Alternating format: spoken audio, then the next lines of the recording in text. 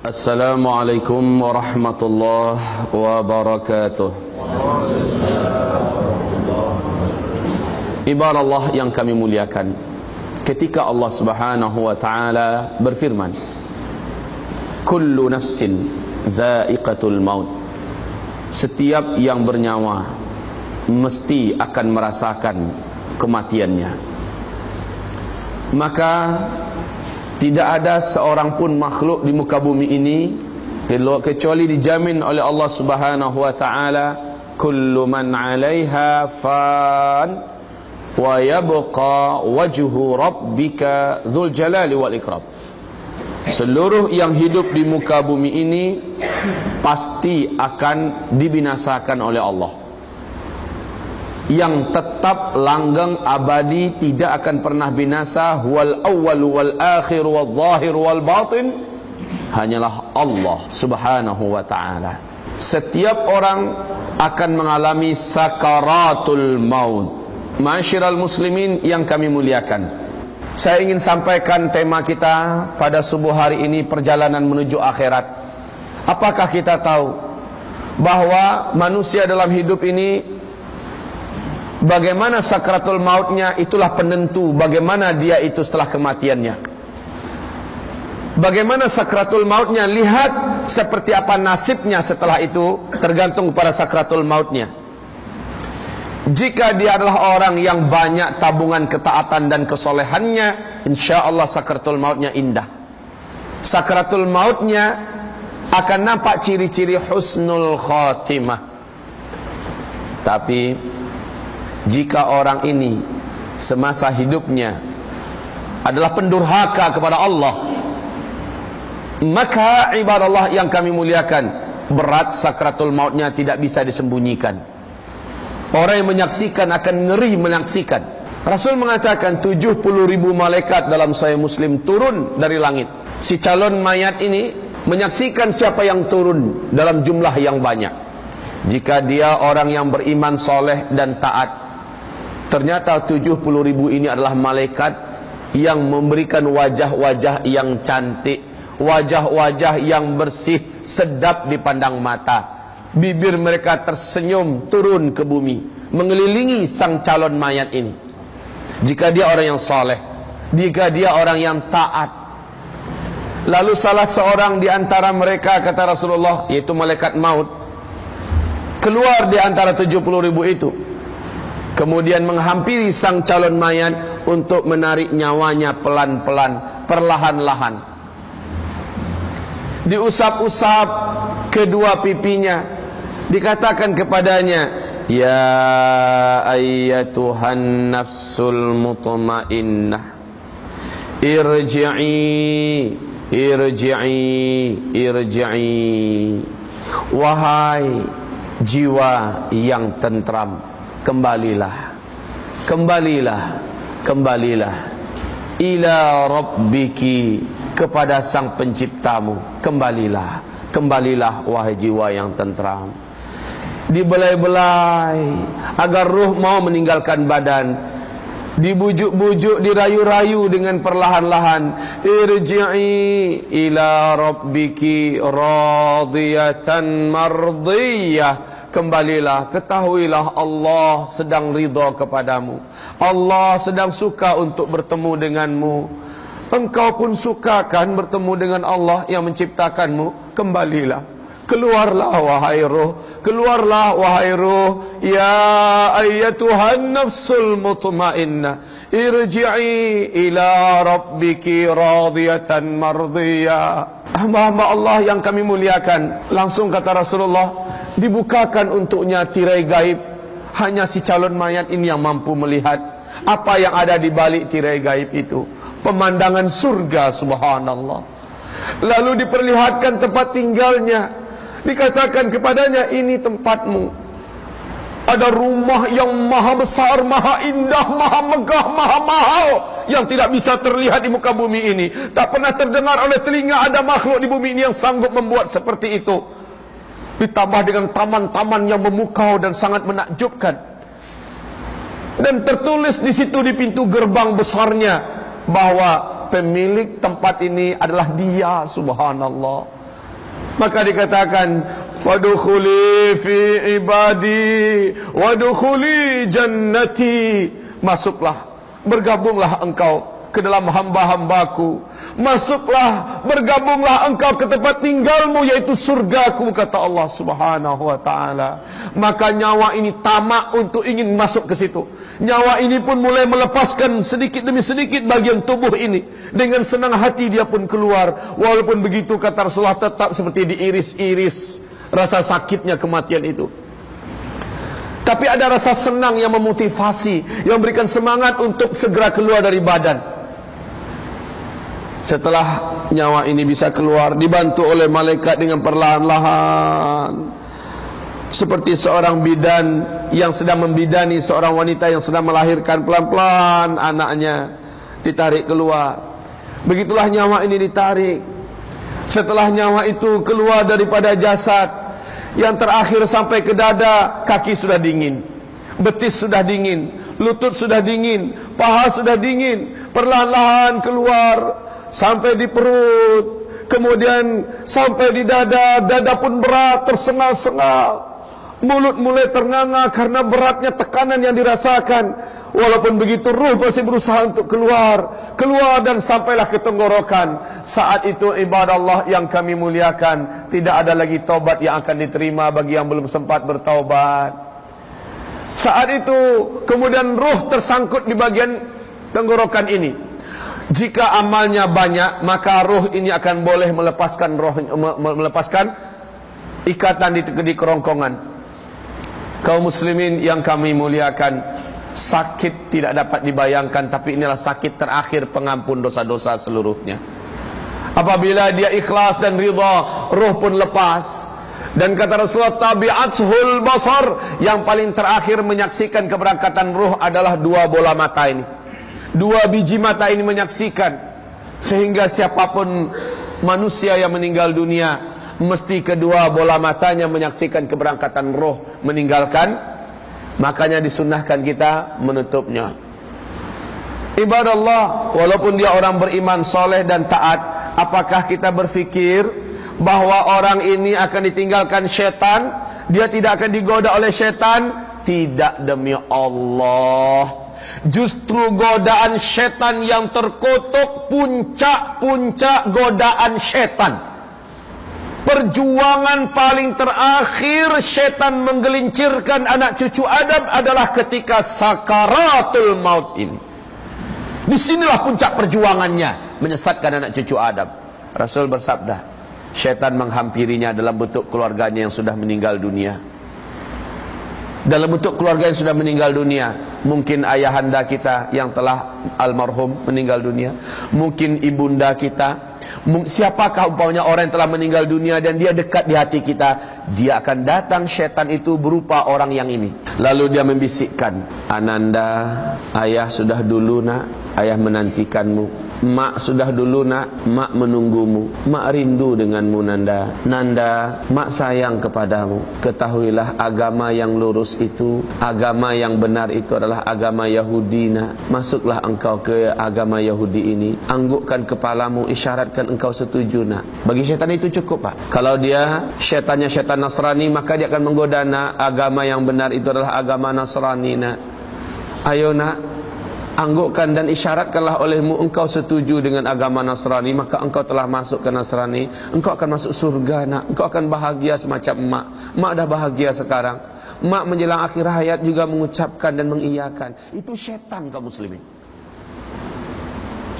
Sebagaimana Rasul mengatakan, hendaklah ketika si calon mayat sedang sakarat, siapapun keluarga yang ada bacakan surat Yasin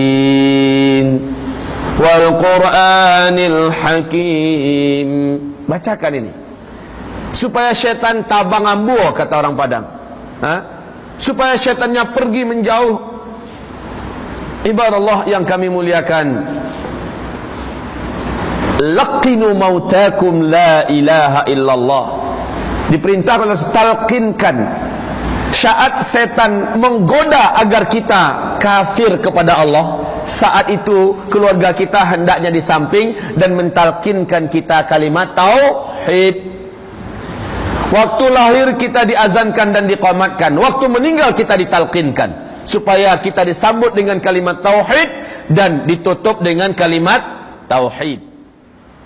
Ini hikmahnya. Setelah itu roh pun keluar. Apabila kita memang orang yang kuat imannya sebelumnya, roh keluar dengan husnul khatimah.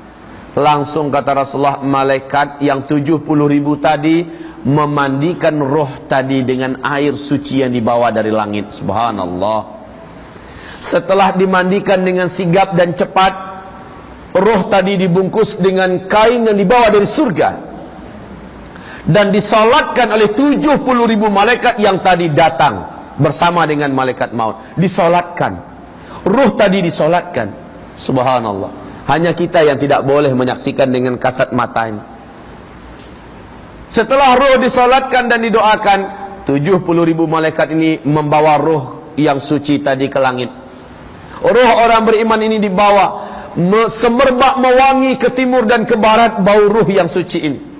Sampai di langit dunia, kata Rasulullah, gerbang raksasa, gerbang gaib yang ditunggu oleh malaikat penunggu langit dunia bertanya-tanya, wahai rombongan para malaikat, siapa yang kalian bawa ini? Begini harum dan sangat mulia baunya. Maka malaikat-malaikat tadi menjawab, tahukah kalian yang kami bawa ini adalah fulan, lelaki yang beriman, wanita yang beriman. Dia dari keluarga Anu, dari negeri Sarawak. Dia orangnya soleh, dia orangnya taat, kuat ibadah, rajin ini dan sebagainya, baik pada orang tuanya, santun pada tetangganya, dan memuliakan serta mengasihi anak-anaknya, suka berderma dan cinta kepada agama, memperjuangkan agamanya, dan seterusnya dan seterusnya.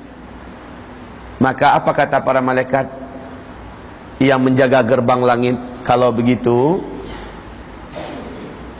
dia boleh masuk. Maka dibukakan. Tapi tolong izinkan kami pun ingin menyolatkannya. Seluruh malaikat penduduk langit dunia membuat soft langsung menyolatkan roh orang beriman yang soleh ini. Masya Allah. Sudahlah 70.000 malaikat tadi menyolatkan di bumi, sekarang dibawa ke langit. Malaikat penjaga lapis langit dunia pun ikut menyolatkan seluruhnya. Allah, Allah, beruntunglah orang beriman ini. Rohnya disolatkan lagi. Roh ini kembali dibawa beriring-iringan menuju lapisan langit yang kedua, kata Rasulullah dalam Sahih Muslim. Sampai di lapisan langit kedua terjadi dialog dengan malaikat penjaga gerbang langit kedua seperti di langit pertama. Kemudian para malaikat lapis langit kedua pun minta izin agar mereka diizinkan menyolatkan roh ini. Allah, disolatkan lagi. Sampai lapis langit yang ketujuh, seperti itu seluruh kisahnya. Setelah itu Allah berfirman kepada seluruh para malaikat yang 70.000 itu, aku telah mengakui hambaku ini dan telah kuterima. Sekarang kembalikan dia dulu ke jasadnya di liang lahatnya. Satukan dia dengan jasadnya di liang lahatnya. Kemudian 70.000 malaikat ini turun kembali membawa roh yang telah disolatkan di 7 lapis langit. Roh ini dibawa beriring-iringan dengan jenazah yang sedang dibawa ke pemakaman. Di sini salah satu rahasia kenapa Rasul mengatakan segerakan menyelenggarakan jenazah, segerakan, supaya nanti ketika jenazah dibawa, malaikat juga sedang turun membawa rohnya kembali. Jika tidak, lama lagi nunggu anak dari Kuala Lumpur datang, nunggu dari Jakarta, nunggu dari Amerika, sehingga ditunda dulu sehari, ditunda dulu semalam. Ini zalim kaum muslimin, zalim. Ya, Rasulullah mendidik dah. Dan para sahabat sudah faham dengan pendidikan Rasulullah ini. Meninggal malam selenggarakan, malam juga dikuburkan. Sehingga di waktu pagi Rasul merasa kehilangan dengan salah seorang sahabat. Mana si fulan? Kok enggak nampak? Apa kata para sahabat? Ya Rasul, malam tadi selepas kita sholat Isya, agak larut sedikit malam, si fulan ini meninggal ya Rasulullah. Terus lalu kami mandikan, kami kapani, kami sholatkan dengan jumlah jemaah yang ada, dan kami kuburkan langsung malam tadi. Kenapa kalian tak kasih tahu saya? Kata Rasul, saya pun ingin menyelenggarakannya bersama. Ya Rasul, kami anggap dia sahabat yang tidak begitu penting, tidak begitu terkenal, mungkin hanya akan mengganggu engkau ya Rasulullah. Tidak, kata Rasul, tunjukkan saya di mana kuburannya. Setelah ditunjukkan tuh kuburannya ya Rasulullah, Rasul pun datang ke sana dan menyolatkannya di situ. Ini hadisnya Sahih Bukhari. Dan menyolatkannya setelah dia dikuburkan. Rasulullah memang menganjurkan demikian. Jadi tak ada tunggu-tunggu itu kaum muslimin. Tunggu dulu anaknya, tunggu dulu tiketnya belum dapat lagi besok mungkin. Masya Allah nih, ibarat Allah ini zalim kepada ruh yang sudah dibawa oleh malaikat tadi.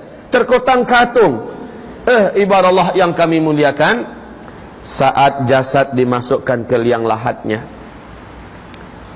kemudian papan pun ditutup, papan liang lahat.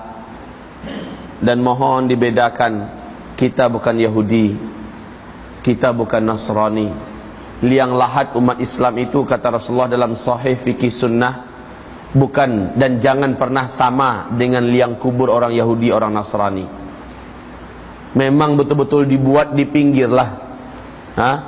Ini kedalaman 2 meter, ya kan? Ini kedalaman 2 meter, gali liang lahatnya di pinggir ini. Yang namanya lahat itu adalah menyamping ke dalam, itu namanya lahat. Ya. Kalau dibuat di tengah macam itu, ini seperti ini, kemudian dibuat lagi seperti ini, baru taruh mayat sini, ini meniru Yahudi dan Nasara. Kalau kita buat lahat, saya tak tahu di Malaysia macam mana. Yang disebut maksud dengan lahat itu. Indonesia sekarang sudah marak seperti ini kuburannya, habis itu di sini mereka buat, udah marak, udah banyak maksudnya yang membuat macam ini. Dan ini bukan cara Islam, yang cara Islam itu masukkan ke samping. Baru nanti disusun dengan papan menutupnya, baru ditimbun dengan tanah. InsyaAllah di sini macam itu juga kan? Alhamdulillah.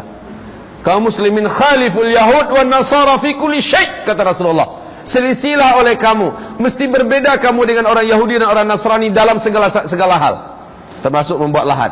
Saat dimasukkan ke lahatnya, dikasih papannya, tanah pun ditimbun, dipadatkan, ditambah lagi, dipadatkan, ditambah lagi, akhirnya sampai ke atas. Kaum muslimin, setelah selesai di atas, bedakan sedikit, beri unggunan agak sedikit, kasih tanda bahwa di sini bagian kepala, dikasih tanda dengan batu nisankah atau dengan kayukah atau apa, bahwa ini adalah kuburan.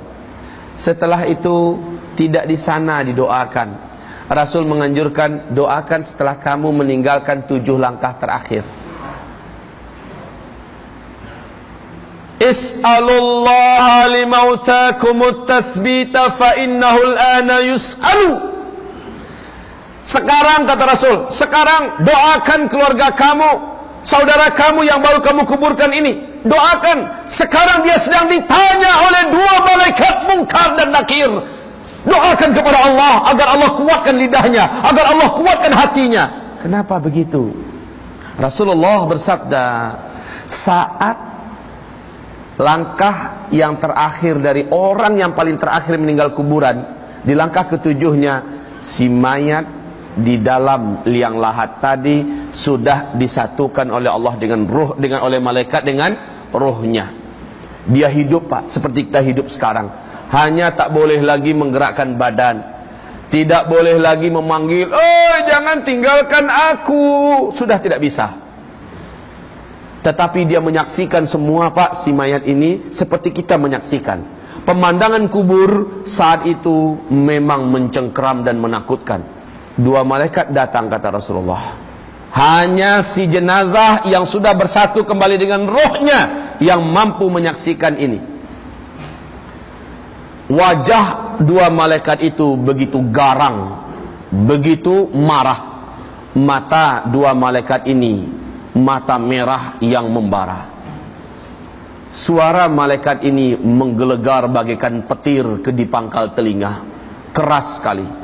Yang dipanggil oleh malaikat ini hanya dia. Marrabbuka, bukan siapa namamu. Masmuk, tidak ada. Siapa namamu? What is your name? Enggak. Tapi marrabbuka, ma dinuka, wa madza taqulu an hadzal rajul. Rasul bersabda, jika dia bukan orang yang beriman, orang yang bertakwa kepada Allah dalam hidupnya, dia tidak akan mampu menjawab walaupun dia hafal semasa dunia. Oh, itu toh pertanyaan malaikat dia hafal-hafal sekarang untuk bisa menjawab nanti. Enggak bisa. Orang yang diberi oleh Allah kemampuan untuk menjawab adalah orang yang telah membuktikan isi jawaban itu ketika dia masih hidup di dunia. Maka inilah orang yang mampu menjawab. Dan itu wajib dibantu dengan doa saudara-saudaranya yang masih hidup, yang baru saja meninggalkan pekuburan. Kaum muslimin yang kami muliakan, saat itu orang yang beriman akan menjawab, "Yuthabbitullahu alladhina amanu fil hayatid dunya wal akhirah." Yuthabbitullahu alladhina amanu fil hayatid dunya wal akhirah. Allah akan kuatkan lidah orang-orang yang beriman untuk menjawab pertanyaan itu di dunia dan juga di setelah kematiannya. Dia mampu menjawab, "Rabbi Allah, Rabbku adalah Allah. Agamaku adalah Islam." Adapun laki-laki ini, dia adalah Rasul Allah, teladan kami. Kami beriman kepadanya dan kami mengikuti apa yang diajarkannya. Maka fanada munadin minas sama, terdengarlah suara dari langit, "Hambaku benar, aku telah menerimanya, aku mengakuinya." Kemudian dinampakkan, kata Rasulullah, di dalam kubur itu pemandangan neraka, terbuka pintu neraka dan terbuka jalan menuju ke neraka. Di situ ada tempat penyiksaan yang sangat mengerikan dan menakutkan. Tertulis di pintunya nama dia. Ketakutanlah hamba ini. Ketakutan. Siapa yang tidak takut? Ada tempat penyiksaan di dalam neraka. Di situ tertulis atas nama dia. Umpamanya namanya Fadlan. Ada yang nama Fadlan di sini? Enggak. Zulkifli saja. Zulkifli Muhammad Ali. Biar tidak ada yang tersinggung. Zulkifli Muhammad Ali. Kemudian tempat itu disegel, ditutup. Kemudian apa kata malaikat Munkar dan Nakir? Mestinya di sini tempatmu jika engkau dulu di dunia durhaka dan durjana kepada Allah, bermaksiat kepada Allah.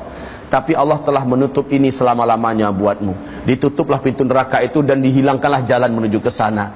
Legalah roh ini, legalah nyawa ini, dan si jasad pun merasa tenang. Kemudian dibukakan pemandangan yang lain. Ini dia yang waktu akan meninggal dunia dia lihat. Pemandangan yang luar biasa indahnya. Terbentang jalan yang begitu menawan menuju ke sana. Dan tertulis namanya, dia penghuni tempat itu. Maka dia segera bangkit untuk menuju ke sana. Ditahan oleh malaikat. Mau kemana? Mau ke situ, ke tempat saya. Nanti Allah menjanjikan kamu akan memasukinya, tetapi setelah kiamat. Kiamat dulu Pak ya. Tunggu Pak ya, sabar.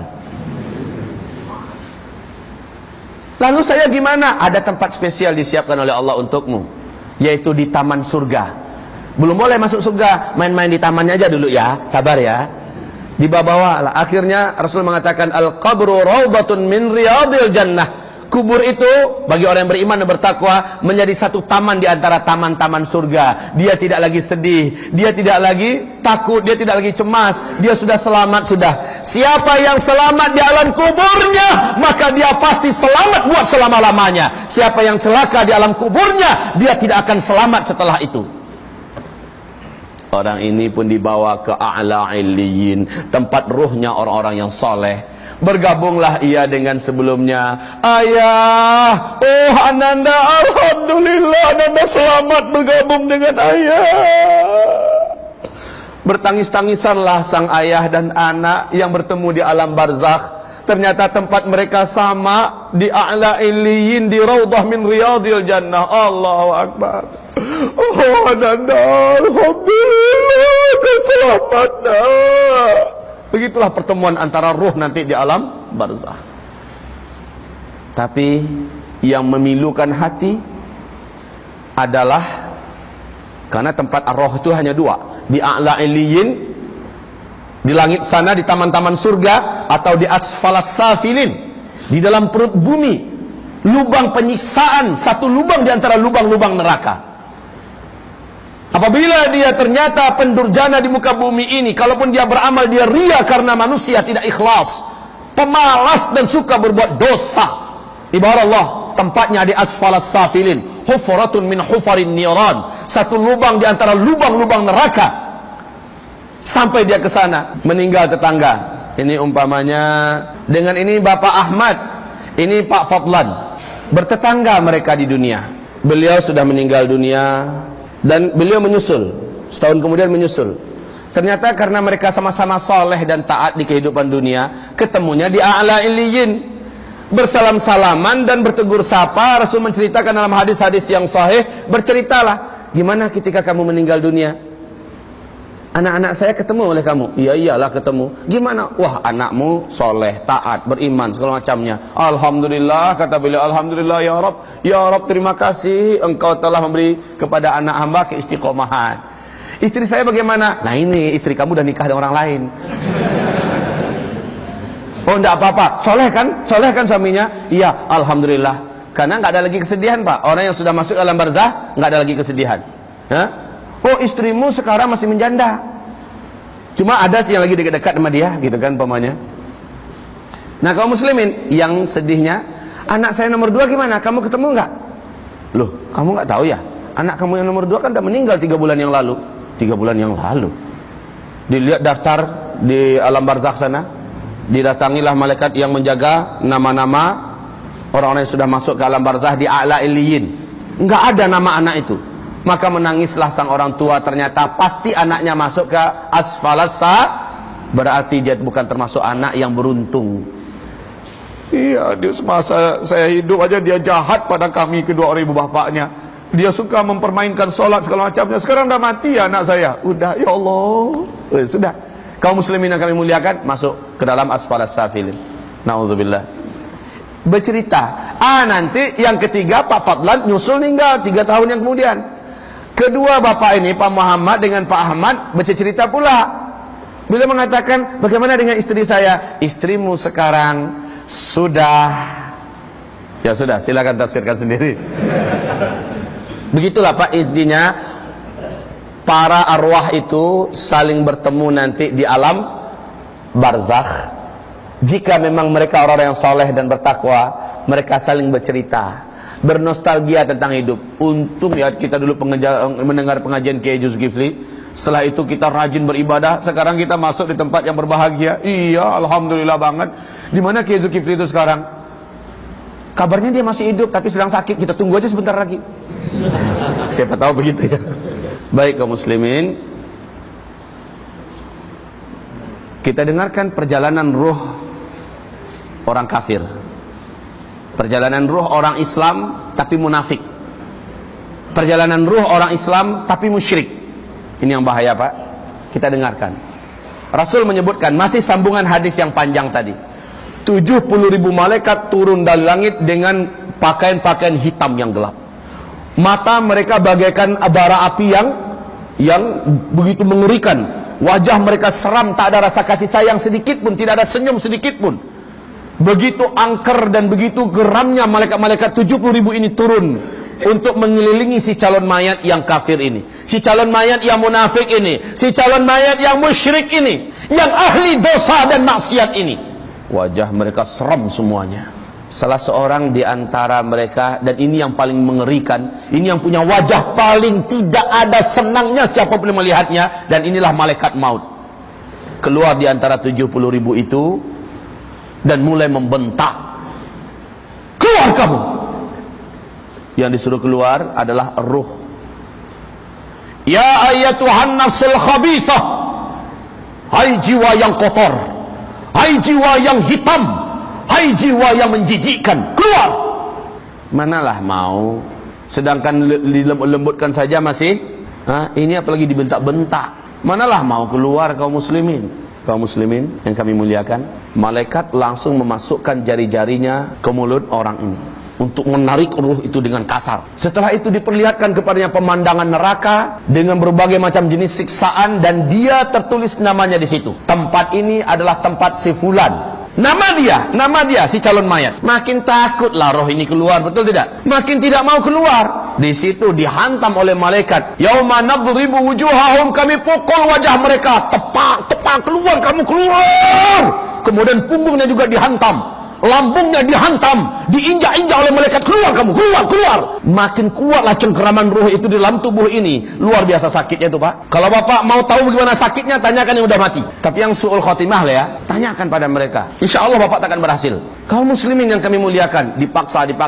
Singkat cerita, bayangkan menarik rambut dari tepung itu enak, tetapi menarik besi-besi yang apa? Yang runcing-runcing itu dari sebuah tepung yang basah itu rontok-rontok nggak tepung itu semua? Rontok-rontok kaum muslimin.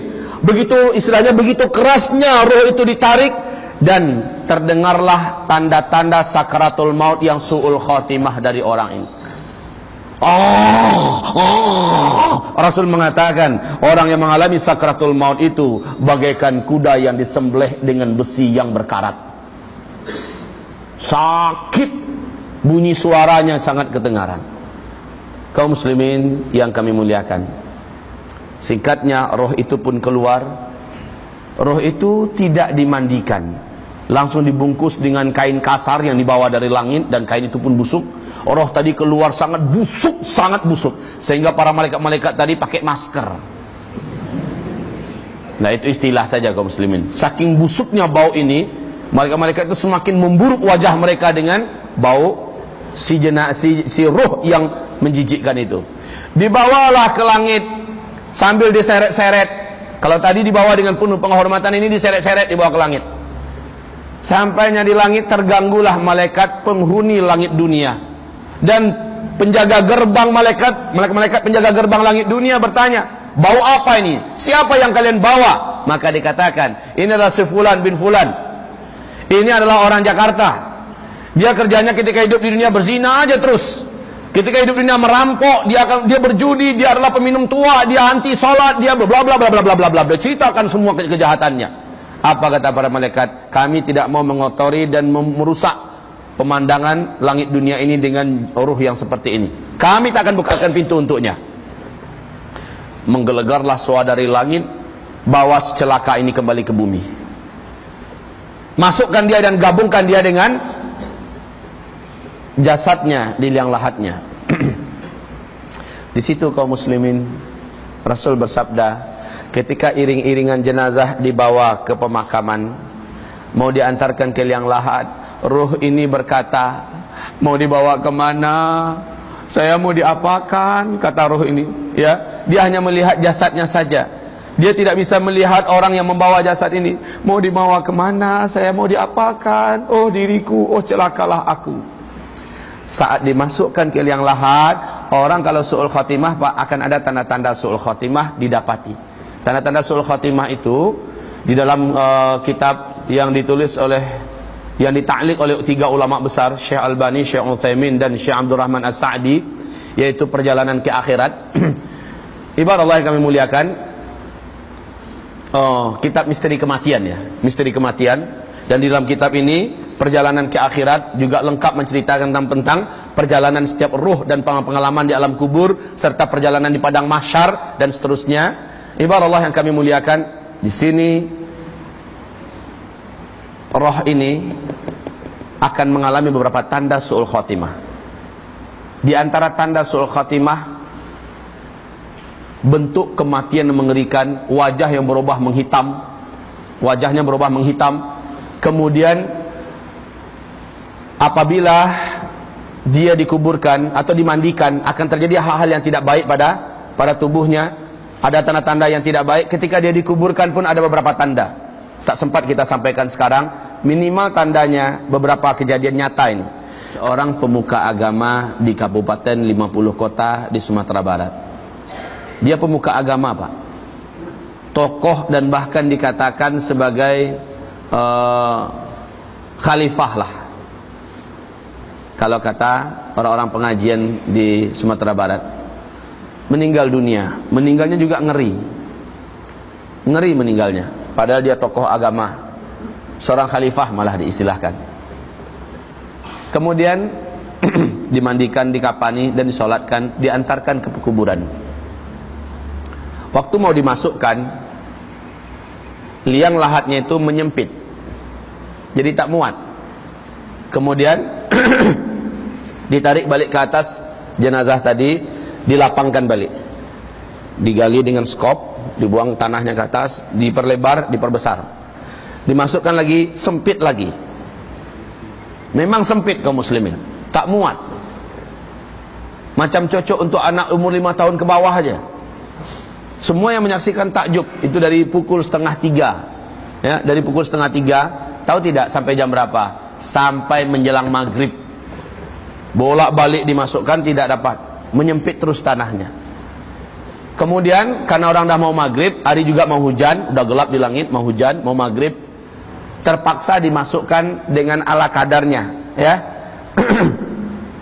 Dimasukkan dengan paksa, ditekuklah bagian-bagian lututnya, ditekuk ke atas, bagian paha, pangkal paha juga ditekuk, kemudian kepala juga ditekuk, dimasukkan begitu. Padahal guru besar mereka itu, guru besar mereka. Akhirnya dimasukkan dengan paksa, agak memiring, bukan lagi lurus normal, dimasukkan. Ketika diletakkan papannya, baru saja papan terakhir, semua yang ada di atas mendengarkan bunyi tulang yang diremukkan. Bunyi tulang yang diremukkan, kertak-kertuk, semuanya mendengar, semua yang ada di atas mendengar. Masya Allah, Masya Allah. Singkatnya, memang semasa hidup dia termasuk orang yang suka mengambil tanah orang lain, tanah anak-anak muridnya. Mentang-mentang dia guru besar, menentang dia ditakuti karena dia punya banyak kesaktian, kata orang itu karamah segala macamnya. Ya, kaum muslimin, akhir hayatnya Allah permalukan seperti itu. Itu kejadian nyata. Kejadian yang kedua, ini langsung di depan mata saya dan saya yang mengalaminya. Sakratul mautnya keluarganya yang tahu. Disiram Pak, sampai-sampai banjir bilik dia, tempat dia mati itu. Dia panas, minta disiram terus, minta minum terus.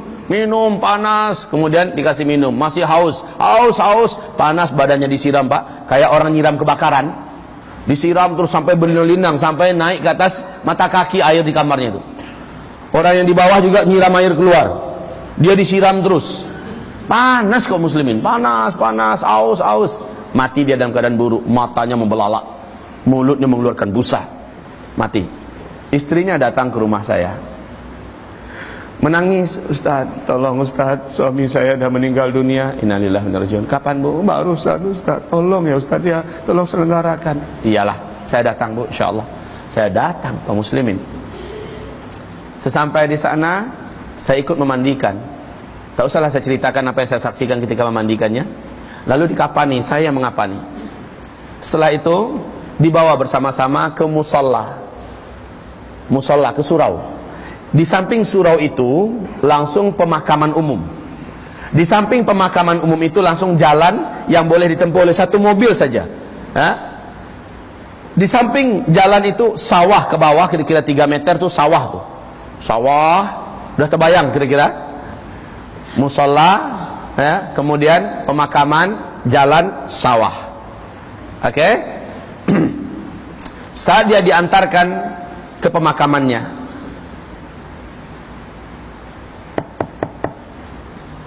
sudah siap dibawa ke bawah jenazahnya untuk dimasukkan ke liang lahatnya. Udah mau masuk begitu, tiba-tiba di kaki kami semua orang-orang menjerit, awas, ular, kata orang. Ada seekor ular besar hitam, panjangnya mungkin 2 meteran. Panjang kaum muslimin, besar ularnya. Ular itu berjalan di sela-sela kaki orang. Biasanya ular kalau melihat orang lari. Jangankan orangnya banyak, satu aja ularnya yang lari, betul tidak? Yang ini malah ularnya main di sela-sela kaki orang. Kemana perginya? Menuju ke lubang kuburan. Setelah dia sampai di lubang kuburan, maka dia langsung menjatuhkan diri ke dalam. Lah yang membawa mayat, yang menampung mayat tadi, tahu enggak apa yang dilakukan oleh mereka? Takut. Ya takutlah. Masa ular masuk ketawa mereka? Nggak ada itu. Takut semuanya. Dalam ketakutan itu, ular tadi langsung masuk ke liang lahat. Masya Allah, memilih posisi di liang lahat seperti nunggu dah, cepat, masukin cepat. Saya udah tak sabar mau. Udah seolah seperti itu kaum muslimin. Akhirnya jenazah ini main lempar begitu aja. Disusun papannya secara acak, mereka lari ke atas. Ular hitam kemudian ditimbun. Masya Allah, jenazah dan ular sudah ada dalam satu liang. Sorenya datang adiknya. Adiknya tinggi, seluruh badannya penuh dengan tato. Ternyata adiknya ini pun datang seperti orang setengah mabuk. Ustaz, terima kasih Ustaz sudah menyelenggarakan kematian abang saya. Dia kasih saya amplop. Nih Ustaz. Apa ini saya bilang kan? Ini tanda terima kasih kami ya Ustaz. Dia memang pimpinan Samseng lah. Iya Samseng. Pimpinan Samseng dia. Saya katakan, ambil balik ini, kasih sama anak-anaknya. Anak-anaknya lebih berhak menerima ini. Allah, kami segan sama Ustaz. Nak ada segan-segan, bawa aja pulang. Makasih Ustaz. Tapi Ustaz, abang saya itu matinya dalam keadaan mabuk Ustaz. Ulalah, matinya dalam keadaan mabuk. Man laqiyallaha wa huwa mudminul khamri mata wa huwa alaihi ghadban, kata Rasulullah. Siapa yang meninggal dunia sementara dia masih mencandu khamar, Allah murka kepadanya. Besok paginya, nah ini yang menakjubkan, besok paginya, Masya Allah, tetangga yang pas di depan rumah saya itu pukul 10:30 teriak-teriak menggedor pintu rumah saya. Ustaz, buka pintu, Ustaz, buka pintu. Macam apa saja, kayak rumah kebakaran. Saya buka pintu, Waalaikumsalam. Ada apa? Ustaz, saya baru lewat dari kuburan Ustaz. Ya kuburan yang itu. Memangnya ada apa? Biasa Pak, tetangga ini dia yang membuat tempe. Tahu tempe kah? Dia buat tempe, dia membuat tahu. Biasanya pukul 4 subuh, belum subuh lagi dia udah berangkat menuju ke pasar, bawa itu untuk dibagi-bagi sama pedagang lain. Kemudian pulangnya dia jam 9, jam setengah 10 itu udah pulang naik bendi. Bendi adakah di sini? Dokar, saldo, apa? Nggak tahu. Kuda yang pakai bawaan rodanya 2 dari kayu itu. Delman apa namanya? Ya sudahlah, pokoknya paham. Nah, kaum muslimin, dia pulang naik itu, lewat kuburan itu. Tiba-tiba pas lewat di kuburan itu, kudanya mengamuk. Sang sopir kuda ini ya langsung turun dan membawa kudanya ditambatkan tempat yang jauh. Kalau tidak, hampir saja kuda itu loncat ke sawah. Tinggi loh itu. Hampir saja kuda itu dengan delmannya loncat ke sawah. Apa kata sang sopir kuda ini, delman ini? Dia lihat hantu, kuda ini lihat hantu katanya. Nah itulah orang awam ya, lihat hantu katanya. Padahal nggak ada dalam Islam itu istilah hantu itu nggak ada kaum muslimin. Kemudian dia bawa pergi. Apa tuh Ustaz? Betulkah kuda di siang bolong melihat hantu? Di siang bolong tuh terang begitu hari, apalagi pagi, masa lihat hantu? Iya nggak Ustaz? Katanya. Saya katakan pernah kejadian sama dialami oleh Rasulullah. Beliau lewat di beberapa kuburan, sementara beliau menunggangi unta, tiba-tiba untanya mengamuk. Rasul sigap turun dan untanya dibawa jauh dan ditambatkan di sebuah batang pohon kurma. Lalu Rasul bertanya, kuburan siapa ini? Ini kuburan siapa, kata Rasul? Salah seorang sahabat menjawab, saya tahu ya Rasulullah, yang itu kuburan Fulan bin Fulan dari kabilah Anu, dari suku Anu. Yang satu lagi ya Rasulullah, itu kuburan Fulan bin Fulan dari kabilah Anu, dari suku Anu. Innahuma yu'adzabani wa ma yu'adzabani min kabir. Mereka sekarang ini dua-duanya dalam kubur ini sedang diazab, padahal itu waktu duha. Itu waktu duha. Mereka sekarang ini sedang diazab, wa ma yu'adzabani min kabir. Bukan karena dosa yang sangat besar mereka diazab, tapi mereka diazab. Amma ahaduhuma, salah seorang di antara mereka disiksa karena ketika hidup di dunia kencing dia. Loh, kita kencing semua nih. Pipis, buang air kecil, tapi dia terbuka dari pandangan umum. La yastatiru min baulih, dia tidak menutup diri ketika buang air kecil. Satu, yang kedua, dan dia tidak memberi pembatas antara dirinya dengan tempat dia membuang air kecil itu. Karena Pak, kalau langsung nembak ke lantai, maka percikannya akan kena ke la yastanji min baulih. dia tidak bersuci, dan dia tidak pakai pembatas, dia terbuka dari pandangan orang. Jadi maaf nih, orang-orang yang pipisnya suka nembak dinding, suka nembak batang pohon, ban mobil, ini orang-orang yang harus diberi ilmu tentang ini. Kasihan Pak, kasihan. Kalau ada anak keluarga kita macam-macam yang buat macam ini, mesti kasih tahu nih apa yang terjadi di zaman Rasulullah SAW. Rasul mengatakan orang ini akan disiksa dalam kuburnya. Otomatis sholatnya tak akan diterima karena ada pipis yang menempel dan jatuh-jatuh ke celananya. Berapa banyak sholat yang dia tinggalkan karena punya kebiasaan yang jelek ini. Yang kedua kata Rasulullah, yamshi fin nasi bin namimah. Kerjaannya semasa hidup di muka bumi suka mengadu domba orang, membuat orang yang mesra jadi membenci, membuat orang yang berteman menjadi saling bermusuhan, suami istri jadi bercerai, membuat ulama difitnah lalu masuk penjara dan segala macamnya. Ini orang-orang yang macam ini disiksa. Selanjutnya ibarat Allah, ruh itu dimasukkan ke liang lahat, bersatu dengan jasadnya. Dua malaikat mungkar dan nakir datang kepada ruh itu, bertanya dengan pertanyaan yang sama, suara yang menggelegar. Saat itu karena dia tidak punya amal yang cukup di dunia, maka dia tidak mampu menjawab, dan memang tidak bisa dia menjawab. Lidahnya berusaha untuk menjawab apa yang mungkin sudah dia kenal dan dia dengar ketika di dunia. Tapi kata Rasulullah dalam hadis itu, bahasanya cuma begini,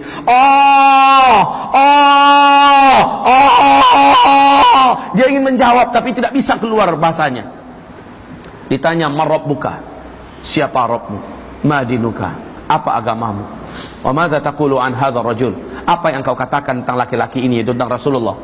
Dia mau menjawab tapi tidak bisa menjawab, tidak bisa menjawab.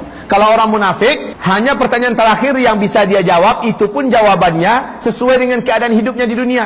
Kata orang, dia Rasulullah, saya juga mengatakan begitu. Cuma begitu kemampuan orang munafik, bisa menjawab. Lalu dipukullah dia dengan satu kali hantam masuk ke dalam perut bumi. Retak dan pecahlah bagian sininya, bagian kepala dan segala macamnya. Kemudian dia ditarik kembali keluar. Di situ dia langsung dinampakkan pemandangan surga kepadanya. Dalam keadaan sakit dia melihat pemandangan surga. Ada namanya di situ. Dia ingin loncat untuk lari ke sana. Ditahan dia. Mau kemana? Mau ke situ tempat saya. Seharusnya memang di sini tempatmu yang Allah janjikan. Tapi engkau telah meninggalkannya ketika engkau hidup di dunia. Engkau bermaksiat kepada Allah. Disegellah tempat itu dan ditutup. Engkau tidak akan menempatinya selama-lamanya. Lalu dinampakkan pemandangan neraka dan ada tempat penyiksaannya di situ. Kemudian dikatakan, ini tempatmu. Ini yang akan engkau tempati selama-lamanya, wahai durjana. Maka menjeritlah sang hamba celaka ini dalam kuburnya, Allahumma ajjilis sa'ah. Ya Allah, lambatkanlah kiamat, lambatkanlah kiamat, lambatkanlah terjadinya kiamat. Kenapa? Karena dia tahu setelah kiamat dia harus menempati tempat yang sudah disediakan itu. Mengerikan kaum muslimin. Lalu dia dimasukkan ke asfalas safilin, disiksa, disiksa, disiksa sampai hari kiamat. Model-model siksaan pun berbeda-beda kaum muslimin. Ingin kita sampaikan tapi waktu yang tidak mengizinkan.